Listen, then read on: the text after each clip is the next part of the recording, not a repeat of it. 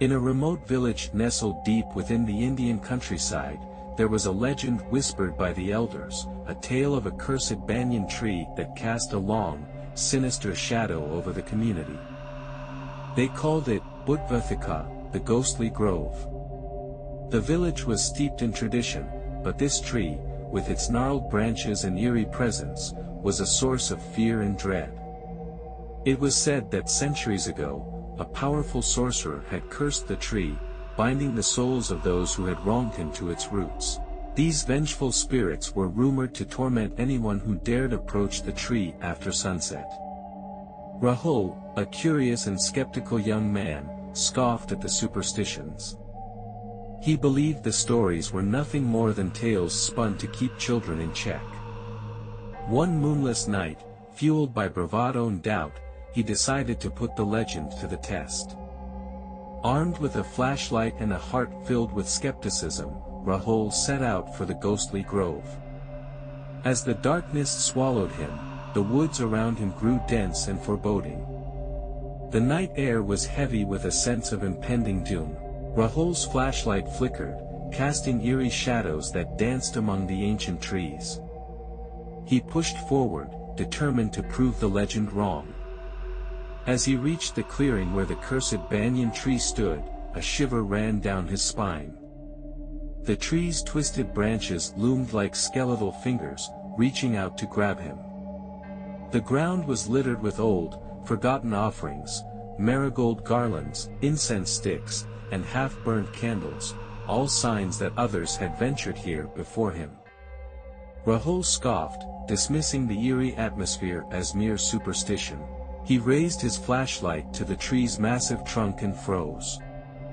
There, etched into the bark, were countless names and dates, all marking the visits of those who had dared to challenge the legend.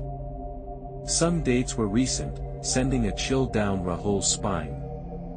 Suddenly, a cold wind whispered through the grove, and the temperature dropped dramatically. Rahul's flashlight died, plunging him into complete darkness. Panic surged through him as he fumbled to relight it, but the darkness seemed to resist, swallowing his feeble attempts. Then, from the depths of the forest, he heard whispers, a cacophony of tormented voices. They murmured in languages long forgotten, their words filled with anger and despair. Rahul's heart pounded as he realized that the legends were true, the spirits of the cursed were awakening. Desperation fueled him to light a match, and as the flickering flame illuminated the banyan tree, he saw them, ghostly apparitions emerging from the shadows. Their eyes were empty sockets, their voices chilling to the bone. They reached out toward him with bony, skeletal hands, their spectral forms closing in. Rahul stumbled backward, his heart racing.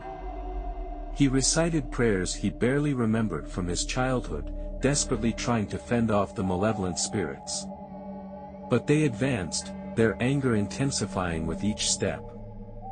As the spirits closed in, Rahul's fear reached its zenith. In a final act of desperation, he threw the flashlight at the cursed tree. The impact shattered the flashlight, sending shards of glass and beams of light scattering in all directions. The moment the light touched the tree, an ear-splitting scream echoed through the grove. The cursed spirits writhed in agony, their ghostly forms dissipating like smoke in the wind. The banyan tree itself seemed to writhe in pain, its branches contorting as if in agony. The night air grew still, and the oppressive darkness lifted. Rahul fell to his knees, trembling and exhausted. He had survived the horrors of Bhoot Vatika, but he would carry the memory of that night with him forever, a chilling reminder of the very real and malevolent forces that lurked in the heart of rural India.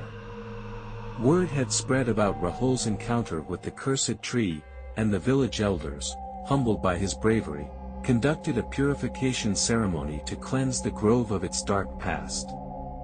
But the legend of Bhoot Vatika persisted, serving as a haunting cautionary tale for generations to come, a testament to the horrors that could still be found in the hidden corners of the Indian countryside.